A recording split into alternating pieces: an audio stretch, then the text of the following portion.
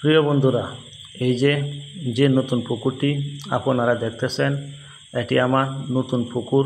খননের কাজ চলমান রয়েছে। এই যে দেখেন বন্ধুরা, বৈরী আবহাওয়ার থাকার কারণে কাজ করতে সমস্যা হচ্ছে। আমি এই পুকুরটি খনন করতেছি জ্যৈষ্ঠ মাসে।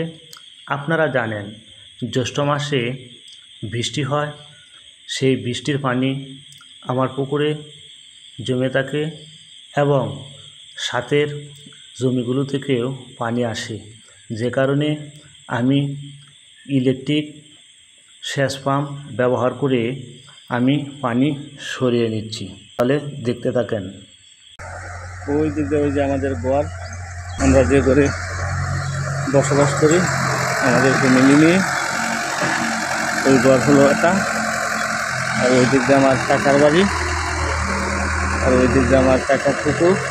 প্রিয় গাইস, আমার 1000 সাবস্ক্রাইবার হইতে অল্প কিছু সাবস্ক্রাইবারের প্রয়োজন।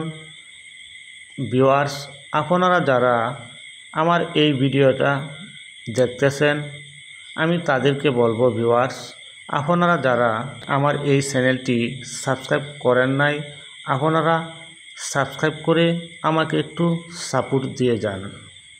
প্রিয় ভিউয়ার্স, আমরা হলাম বাঙালি, আমাদের প্রধান খাবার হলো মাছ ভাত। তো ভিউয়ার্স, একটা পরিবারের একটা পুকুর যে কতটুকু গুরুত্বপূর্ণ সেটা আপনাদেরকে বলে বোঝাতে পারবো না। এই যে জায়গাটি দেখতেছেন বন্ধুরা, এই জায়গায় আমার একটি পুরাতন পুকুর ছিল।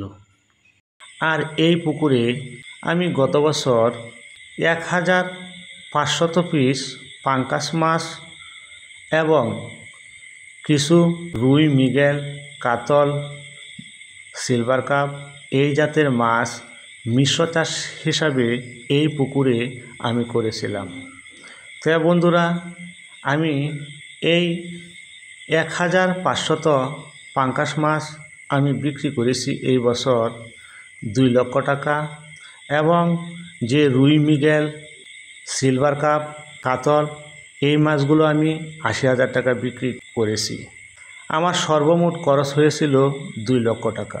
তো ভিউয়ার্স, আর এই 1 বছরে আমার পরিবারে যে মাছের প্রয়োজন, সেই মাছ এই পুকুর থেকেই আমি আমার পরিবারের চাহিদা পূরণ করি। তাই বন্ধুরা, আপনাদেরকে বলবো, আপনাদের যাদেরই বাড়িতে পুকুর রয়েছে, আপনারা সেই পুকুরে মাছ চাষ করেন, পরিবারের মাছের চাহিদা পূরণ করেন এবং কিছু টাকা মুনাফা অর্জন করেন।